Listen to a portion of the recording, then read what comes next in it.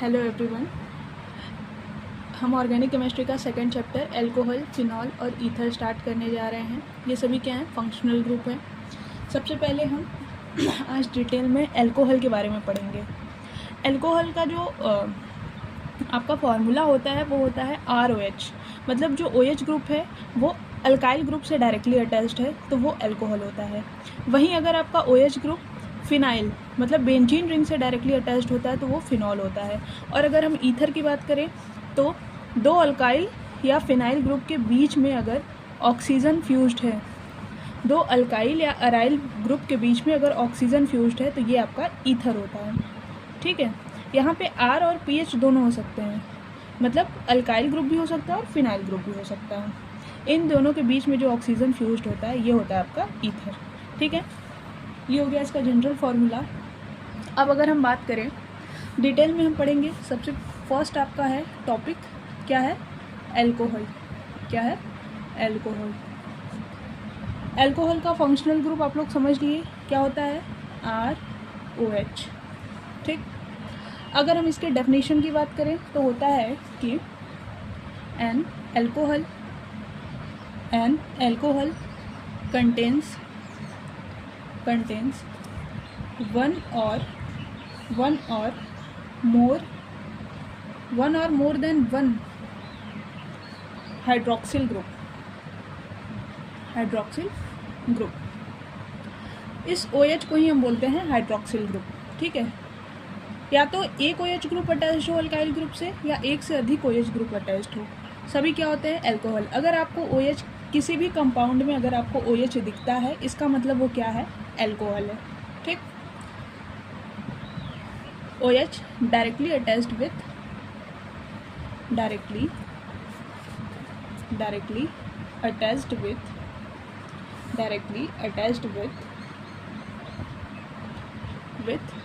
carbon atom of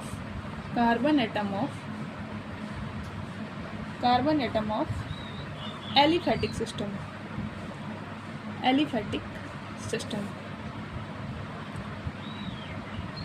ये जो पूरा लिखा हुआ है इसका सिंपल सा मतलब यही है। ये जो ROH है इसका सिंपल सा मतलब यही है। ये जो पूरा लिखा हुआ है क्या बोल रहा है? देखो कि जो एल्कोहल होता है वो कंटेन्स करता है वन और more than one hydroxyl group. मतलब एक OH ग्रुप हो या एक से अधिक OH ग्रुप हो, अगर वो डायरेक्टली अटैच्ड होता है किसी भी एलिफैटिक सिस्टम के कार्बन एटम से तो उसको हम बोलते हैं एल्कोहल। देखो ये जो R है वो एलिफैटिक है। एक होता है आपका एलिफैटिक, ये जो नया टर्म आया है क्लास 9-10 का टर्म है। एलिफैटिक मतलब ओपन चेन हो, है ना, कार्बन की कोई ओपन चेन हो, इससे अगर OH ग्रुप जुड़ा हुआ है, चाहे एक OH ग्रुप हो चाहे दो OH ग्रुप हो, ये सभी क्या होते हैं? एल्कोहल होते हैं। ठीक, चलो आगे चलते हैं। एग्जाम्पल भी आप लोग समझ ही रहे हो, ROH हो सकता है ना।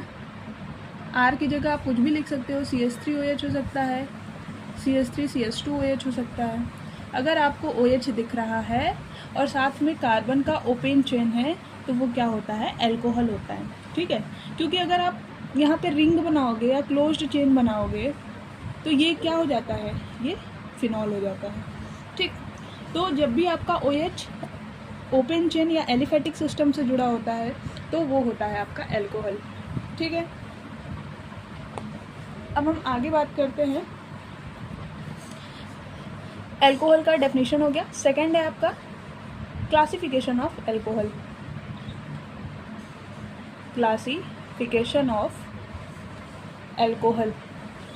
एल्कोहल का क्लासिफिकेशन देखते हैं। तो सबसे पहले है आपका ऑन द बेसिस ऑफ, ये जो एल्कोहल का क्लासिफिकेशन है उसमें 2-3 क्लासिफिकेशन है। तो सबसे पहला क्लासिफिकेशन जो है किस बेसिस पे है? On the basis of number of OH group. मतलब कितने OH ग्रुप हैं उसके बेसिस पे आप क्लासिफिकेशन करोगे एल्कोहल का। जैसे कि आपका ये हो गया मोनोहाइड्रिक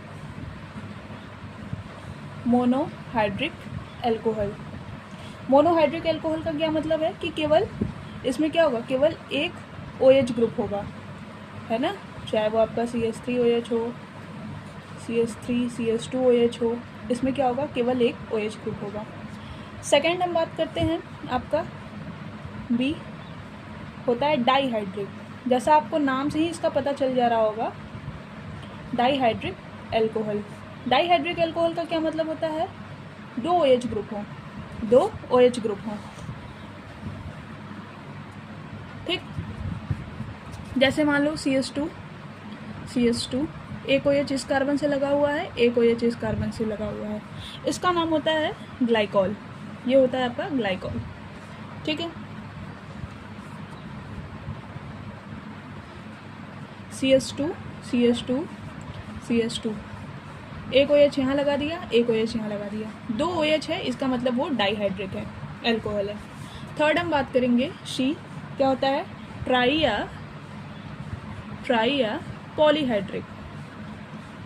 पॉलीहाइड्रिक एल्कोहल। इसमें क्या होता है कि जैसा आपको पता चल रहा है कि ट्राई मतलब 3 OH ग्रुप होंगे और पॉली मतलब 3 से अधिक भी हो सकते हैं। चलो देखते हैं CH, या आप CH2 लिखो क्योंकि कार्बन की बैलेंसी पूरी होनी चाहिए ना, OH और OH, ठीक। कार्बन देखो यहाँ 2 हाइड्रोजन के साथ बॉन्ड बना रखा है, एक बगल वाले कार्बन से और दूसरा OH से, ठीक है। तो ये क्या हो गया, ये ट्राईहाइड्रिक एल्कोहल हो गया, मतलब 3 OH ग्रुप है, ठीक है। इसको हम बोलते हैं ग्लिसरॉल। अगर एडजेसेंट कार्बन पे, मतलब दोनों कार्बन अगल बगल ही हो और 2 ही कार्बन हो, उससे अगर OH ग्रुप जुड़ा हुआ है, मतलब अलग अलग OH ग्रुप है, तो ग्लाइकॉल होता है। अगर 3 कार्बन है और तीनों से अलग अलग OH ग्रुप जुड़ा होता है तो इसको हम ग्लिसरॉल बोलते हैं, ठीक है। चलो, ये क्लासिफिकेशन ख़त्म हुआ किसके बेसिस पे, नंबर ऑफ OH ग्रुप के बेसिस पे। अब हम सेकंड बात करेंगे, सेकंड क्लासिफिकेशन देखते हैं। जैसा आप लोग पढ़े होंगे कि डिग्री ऑफ एल्कोहल है ना, डिग्री ऑफ एल्कोहल, ठीक है।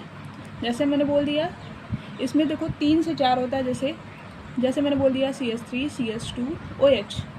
कैसे चेक करते हैं, स्टार्टिंग में ही मैंने बताया था कि कैसे चेक करते हैं डिग्री ऑफ एल्कोहल को, कि आप देखते हो कि जो OH ग्रुप है, आप क्या चेक करते हो, ये जो एल्कोहल का ग्रुप होता है, ये जिस कार्बन से जुड़ा है उसकी डिग्री कितनी है, ठीक है। डिग्री ऑफ एल्कोहल में आप क्या चेक करते हो कि जो OH ग्रुप है वो जिस कार्बन से जुड़ा हुआ है उसकी डिग्री कितनी है। डिग्री कैसे चेक करते हैं, ये जो कार्बन है यही OH से जुड़ा हुआ है, अब ये जो कार्बन है इसकी डिग्री कितनी होगी, क्योंकि ये आगे अगर चेक करोगे तो आगे ये केवल एक ही कार्बन से जुड़ा हुआ है, तो ये क्या हो गया, ये 1 डिग्री हो गया, ये 1 डिग्री एल्कोहल हो गया। इसको हम प्राइमरी एल्कोहल भी बोलते हैं। क्या बोलते हैं इसको, प्राइमरी एल्कोहल। सेकंड हम बात करते हैं कि मान लो ये जो कार्बन है जो OH ग्रुप से जुड़ा हुआ है, अगर ये अपने आगे 2 कार्बन से जुड़ा है, क्योंकि आपको इसी कार्बन की डिग्री चाहिए जो OH से डायरेक्टली कनेक्टेड है। जो कार्बन OH से डायरेक्टली जुड़ा हुआ है, आप उस कार्बन की डिग्री चेक करो कि आगे वो कितने कार्बन से जुड़ा हुआ है, वही आपका डिग्री होता है। जैसे ये देखो, ये आगे केवल एक कार्बन से जुड़ा हुआ है, तो ये प्राइमरी एल्कोहल 1 डिग्री हो गया। ये कार्बन चेक करो, ये अपने आगे कितने कार्बन से जुड़ा हुआ है, 2, तो ये क्या हो गया, 2 डिग्री, या हम इसको बोलते हैं सेकेंडरी एल्कोहल, ठीक है। बात समझ में आई। अब हम नेक्स्ट देखते हैं, आपका थर्ड जो है, इसमें क्या होता है, जैसे ये कार्बन है, ये OH से जुड़ा हुआ है, आगे ये 3 कार्बन से जुड़ा है, आगे ये कितने कार्बन से जुड़ा है, 3 कार्बन से जुड़ा है। ये क्या हो गया, अब ये क्या हो गया, ये टर्शरी कार्बन हो गया। क्या हो गया, ये टर्शरी कार्बन है ना। या तो हम इसको बोलते हैं 3 डिग्री एल्कोहल, क्योंकि एल्कोहल फंक्शनल ग्रुप के टर्म में है, तो 3 डिग्री एल्कोहल हो गया। आगे ये जो कार्बन OH से जुड़ा हुआ है वो आगे 3 कार्बन से अटैच्ड है, ठीक है। कुछ क्वेश्चन आपका रहेगा जो आप खुद से सॉल्व करोगे, जैसे कि आपको बताना है डिग्री ऑफ एल्कोहल, है ना। आपको बताना है डिग्री ऑफ एल्कोहल, एल्कोहल की डिग्री क्या होगी इसमें, ठीक है। ये आपका होमवर्क है। आगे चलते हैं अब नेक्स्ट हम बात करते हैं अलाइलिक और बेंजाइलिक एल्कोहल। हेलो एल्केन और हेलो एरिन्स में हमने डिटेल में पढ़ा था कि अलाइलिक कार्बन क्या होता है, बेंजाइलिक कार्बन क्या होता है, विनाइलिक कार्बन क्या होता है और अराइलिक कार्बन क्या होता है, ठीक है। आप लोग एक बार रिवीजन कर लीजिएगा इस चीज़ को। बाकी हम यहाँ देख लेते हैं शॉर्ट फॉर्म में क्या है अलाइलिक एल्कोहल, अलाइलिक एल्कोहल है ना। इसका इम्पोर्टेंस बस इतना है कि आपको अगर बोला जाए अलाइलिक एल्कोहल तो आप उसका स्ट्रक्चर बना सको, ठीक। अलाइलिक एल्कोहल है, फिर क्या है बेंजाइलिक एल्कोहल, बेंजाइलिक एल्कोहल आपको इसका स्ट्रक्चर पता होना चाहिए, ठीक। नेक्स्ट है आपका विनाइलिक एल्कोहल, ठीक है।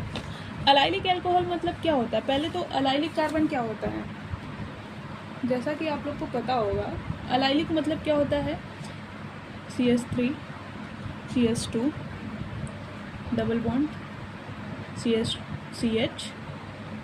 2 तो 4 1 5, इसमें 5 बॉन्ड बन गया कार्बन का। बनाना कितना है, केवल 4 बॉन्ड कार्बन बनाता है, ठीक। तो 2 1 3 1 4। अब इस कार्बन से अगर OH जुड़ा हुआ है मतलब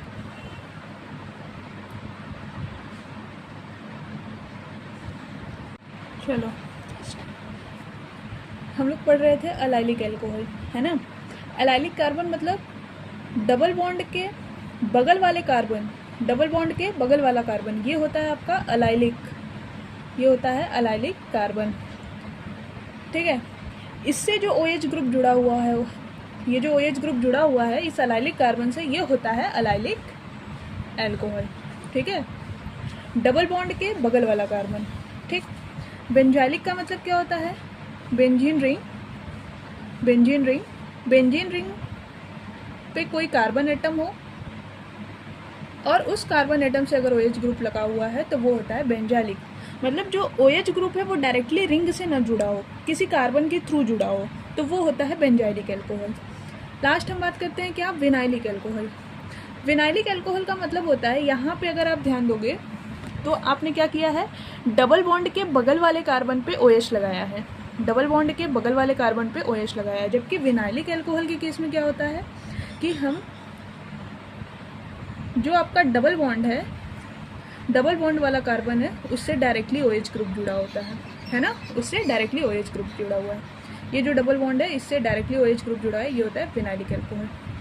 और एक और लास्ट क्या था, अराइलिक एल्कोहल। सबको पता होगा कि डबल बॉन्ड के बगल वाले कार्बन से डायरेक्ट जोड़ दो, डबल बॉन्ड पे या रिंग पे डायरेक्ट OH जोड़ दो।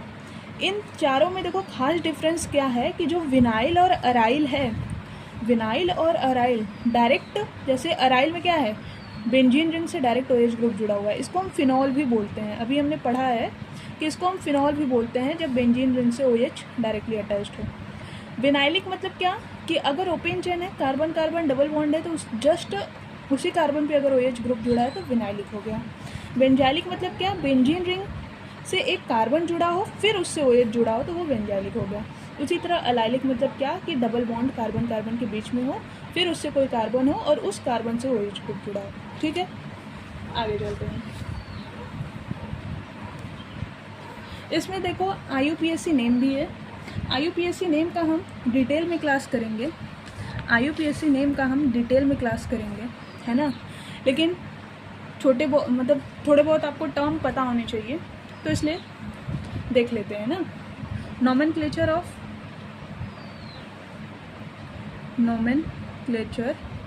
ऑफ एल्कोहल कुछ इम्पॉर्टेंट है, उसको देख लेते हैं। जैसे आपका कंपाउंड है, कोई कंपाउंड है, उसका एक होता है कॉमन नेम, एक होता है कॉमन नेम और दूसरा होता है IUPAC नेम, दूसरा क्या होता है IUPAC नेम, ठीक है। कॉमन नेम की अगर मैं बात करूं तो होता है, किसी भी अल्कोहल का होता है वो होता है अल्काइल एल्कोहल। क्या होता है, अल्काइल एल्कोहल। और IUPAC नेम की अगर मैं बात करूँ तो उसका होता है एल्केनॉल।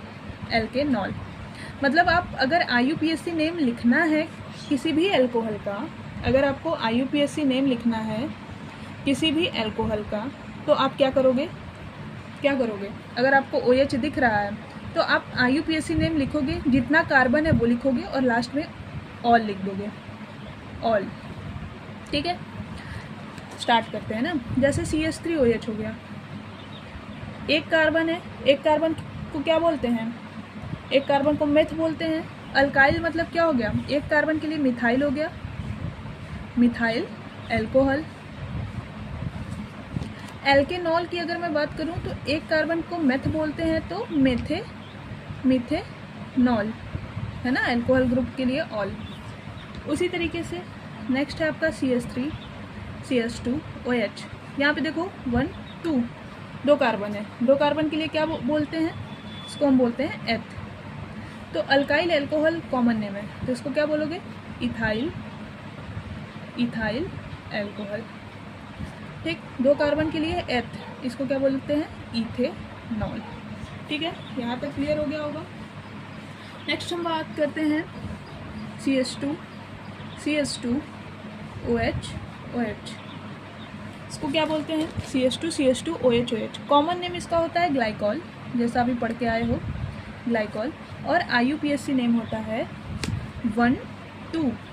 दो कार्बन के लिए क्या होता है, एथ, और सिंगल बॉन्ड है सारा तो एन हो जाएगा, है ना, इथेन 1 2 डाई ऑल।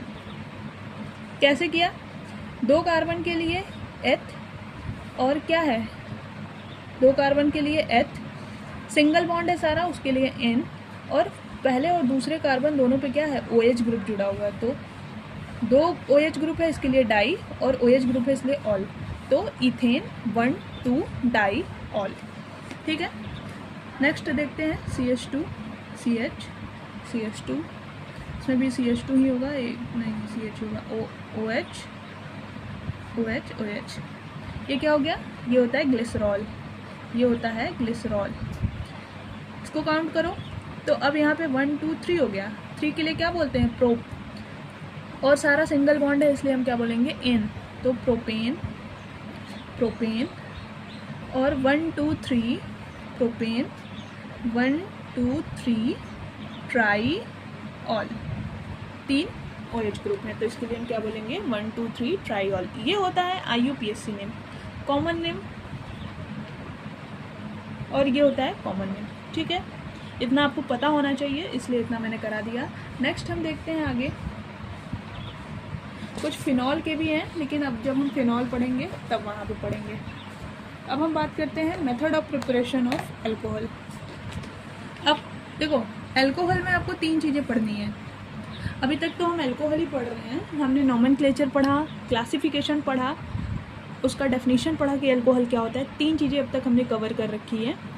नेक्स्ट अब हम पढ़ेंगे, देखो 3 चीज़ें आपको अभी पढ़नी है। क्या, एक तो मेथड ऑफ प्रिपरेशन, मतलब एल्कोहल बनता कैसे है, मेथड ऑफ प्रिपरेशन, आपको एल्कोहल प्रिपेयर करना है, और अगर एल्कोहल प्रिपेयर कर लिया किसी भी तरीके से तो फिर उसकी फिज़िकल प्रॉपर्टी चेक करनी है ना, फिज़िकल प्रॉपर्टी चेक करनी है, कैसा दिखता है, किस कलर का है, क्या स्मेल है उसकी। थर्ड हम बात करते हैं केमिकल प्रॉपर्टी, मतलब जो आपका एल्कोहल बना है उसका यूज़ कहाँ है। कहने का मतलब, केमिकल प्रॉपर्टी में आप क्या पढ़ते हो, रिएक्शन पढ़ते हो, है ना।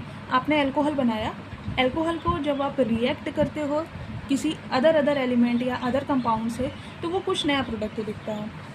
अरे भाई, एल्कोहल बनाया ही क्यों हो, एल्कोहल इसीलिए ना बनाया हो ताकि हम उससे नया प्रोडक्ट बना सके, है ना। तो केमिकल प्रॉपर्टी में क्या करते हैं, हम अलग अलग केमिकल को एल्कोहल में मिलाते हैं, जो आपने प्रिपेयर किया है, देख लिया कैसा है वो, फिजिकली कैसा दिखता है, क्या स्मेल है, कैसा क्या है वो देख लिया।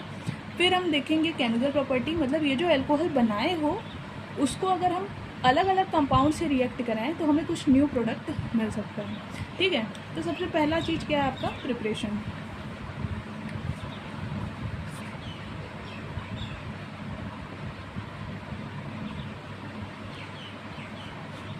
बात करते हैं प्रिपरेशन की। हेलो एल्केन और हेलो एरीन्स में आपने मार्कोनिकॉफ रूल और एंटी मार्कोनिकॉफ रूल दोनों देखा था, है ना। तो मार्कोनिकॉफ रूल और एंटी मार्कोनिकॉफ रूल जो होता है, सबसे पहले हम एल्कीन से बनाएंगे। फर्स्ट जो प्रिपरेशन है एल्कोहल का फ्रॉम अल्कीन, है ना। अल्कीन से हम एल्कोहल बनाएंगे, ठीक। इसमें भी पहला क्या है, इसमें भी पहला है आपका, इसमें भी आपका पहला है बाई एसिड कैटेलाइज्ड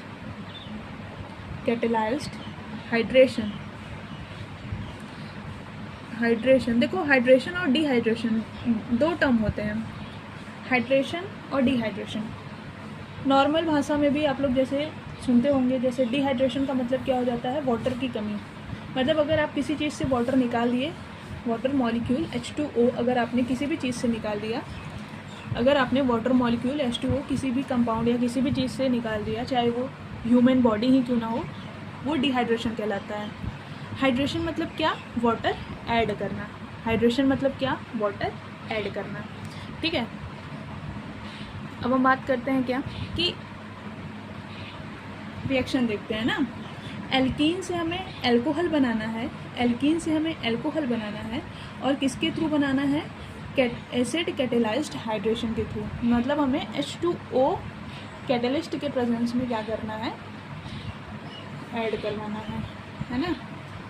तो देखते हैं, देखो नॉर्मल रिएक्शन जो है कैसे होगा, जैसे ये है आपका एल्कीन, जब आप इसका रिएक्शन वाटर से कराओगे in the presence of acid, मतलब H+ या H2SO4 भी हो सकता है एसिड कैटेलिस्ट, ठीक है। इनके प्रेजेंस में जब वाटर को इस एल्कीन में ऐड कराओगे तो देखो सारा सेम है। मार्कोनिक और एंटी मार्कोनिक कब लग रहा था, जब ये जो एल्कीन है, एल्कीन जो होगा वो अनसिमेट्रिकल होगा। यहाँ पे सिमेट्रिकल है, इस कार्बन से भी 2 R जुड़ा हुआ है, इस कार्बन से भी 2 R जुड़ा हुआ है, ये सिमेट्रिकल है।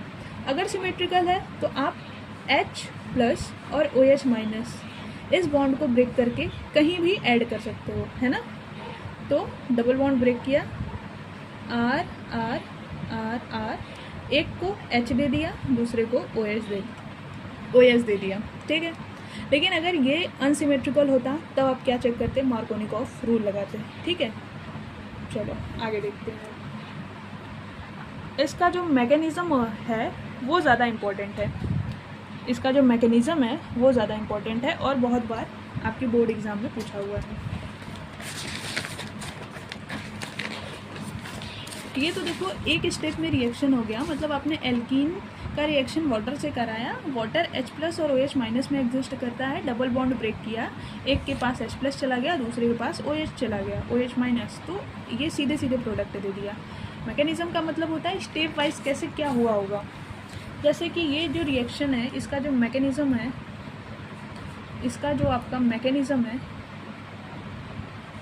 वो कितने में है, वो 3 स्टेप में है। ये 3 स्टेप में है। स्टेप फर्स्ट की अगर मैं बात करूं, स्टेप फर्स्ट में क्या होगा, protonation of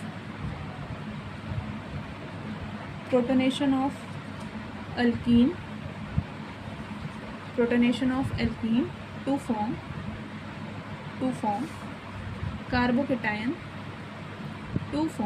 carbocation by electrophilic attack, electrophile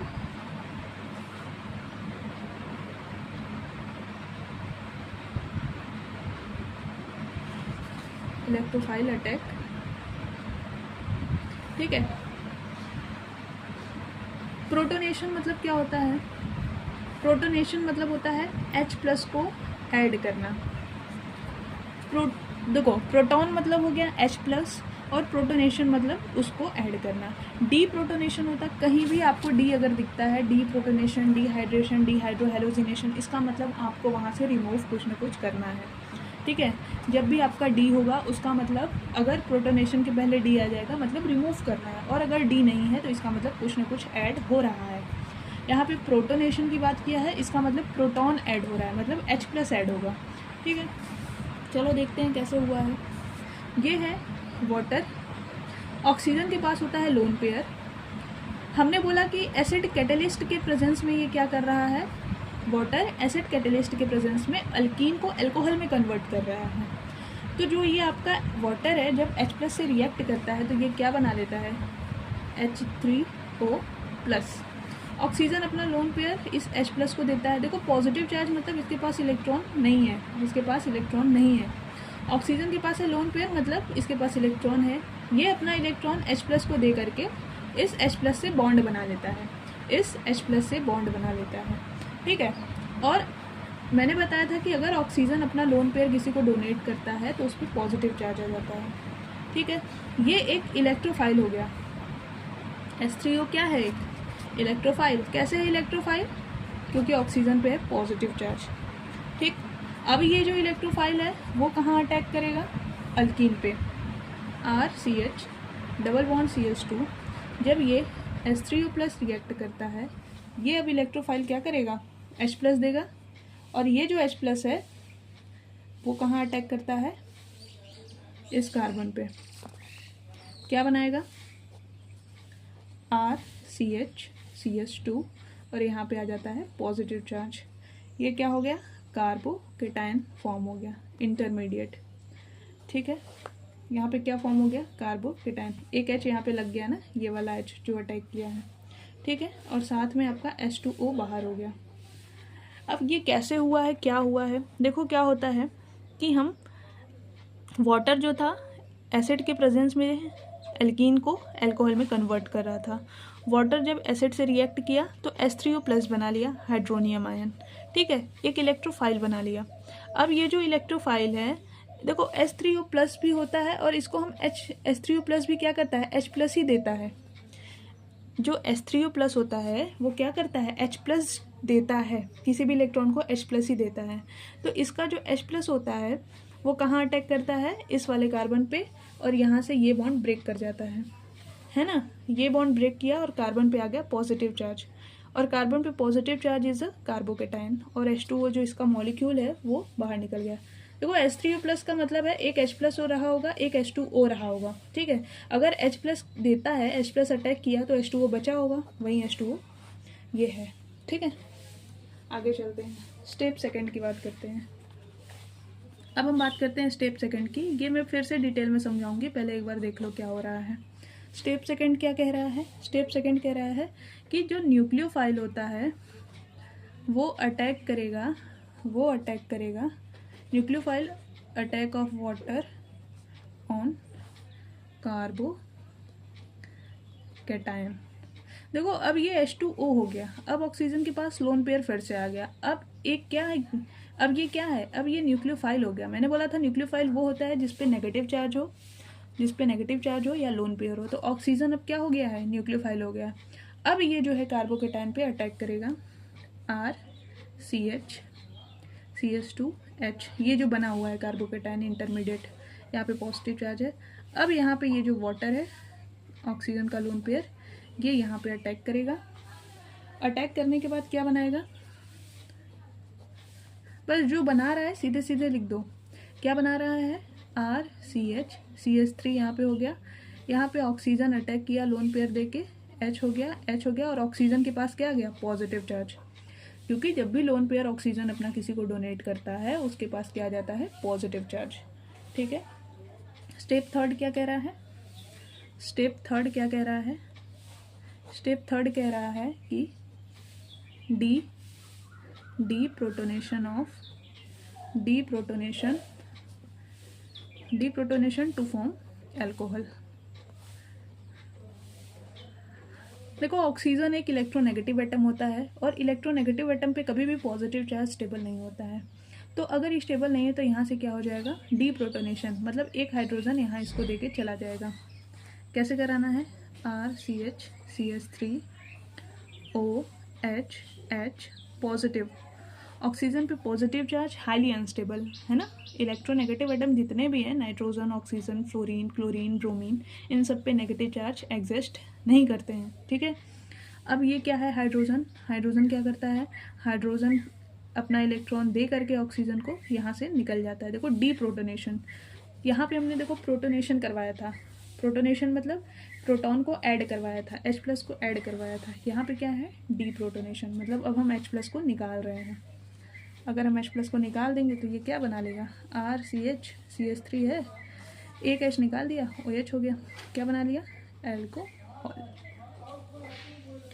यही है आपका अल्कीन से जो आपका एल्कोहल बन रहा है, यही पूरा प्रोसेस है। आप जब स्टार्टिंग में पढ़े थे तो आपने केवल देखा था कि ये जो अल्कीन है वो वाटर और H+ से रिएक्ट करके एल्कोहल बना रहा था सीधे सीधे, ठीक है। लेकिन आप इसमें क्या देख रहे हो, इसका प्रोसेस पूरा कि कैसे बना रहा है। ऑक्सीजन के पास है लोन पेयर, जो भी एसिड प्रेजेंट होता है वो अपना लोन पेयर उसको दे करके H3U+ बना लेता है, इलेक्ट्रोफाइल। अब जो ये इलेक्ट्रोफाइल होता है, H3U+ बोलो या H+ बोलो, ये क्या करता है, कार्बन पे अटैक करता है, कार्बोकेटायन बनाता है। अब इस कार्बोकेटायन पे ऑक्सीजन का जो एज अ न्यूक्लियोफाइल अटैक करता है, और यहाँ पे ऑक्सीजन पे क्या आ जाता है, पॉजिटिव चार्ज। डी प्रोटोनेशन मतलब ऑक्सीजन पे पॉजिटिव चार्ज, हाईली अनस्टेबल, क्योंकि इलेक्ट्रोनेगेटिव एटम होता है, हाइड्रोजन यहाँ से निकलता है और एल्कोहल का फॉर्मेशन करता है, ठीक है। अब अगर मैं इसके बारे में थोड़ा सा और बताऊं, तो अगर आप ये भी तो कह सकते हो ना कि मैम ये एल्कीन है, ये एल्कीन है, जब आपको लोन पेयर ऑक्सीजन का इस पे अटैक ही करवाना था तो यहीं से डायरेक्ट करा दिया होता। इसको H+ से रिएक्ट करवाया, ठीक है, इसको H+ से रिएक्ट करवाया, H3U+ बनाया, फिर वहाँ से H+ इस पे अटैक करवा के तब जाके जो H2O आया वो कार्बोकेटायन पे अटैक किया, यहीं से डायरेक्ट करा दिया होता, है ना। तो एक इम्पॉर्टेंट पॉइंट क्या है, लिख लो कि जो एल्कीन या अल्काइन होता है, अल्कीन या अल्काइन होता है मतलब डबल बॉन्ड और ट्रिपल बॉन्ड होता है, इसमें कभी भी न्यूक्लियोफाइल डायरेक्टली अटैक नहीं करते हैं, कभी भी न्यूक्लियोफाइल डायरेक्टली अटैक नहीं करते हैं, ठीक है। और वाटर यहाँ पे एक न्यूक्लियोफाइल है, पहले इसने क्या किया, कार्बोकेटायन बनाया, है ना, एल्कीन टूट गया, एल्कीन का कार्बोकेटायन बन गया, अब कार्बोकेटायन पे न्यूक्लियोफाइल ईजिली अटैक कर गया, है ना। यही रीज़न है कि वाटर डायरेक्टली एल्कीन पे अटैक नहीं किया, पहले H3U+ दिया, यहाँ से इलेक्ट्रोफाइल अटैक किया, कार्बोकेटायन बना, फिर इस कार्बोकेटायन पे वाटर अटैक किया, ठीक है। चलो आज की क्लास यहीं ख़त्म करते हैं।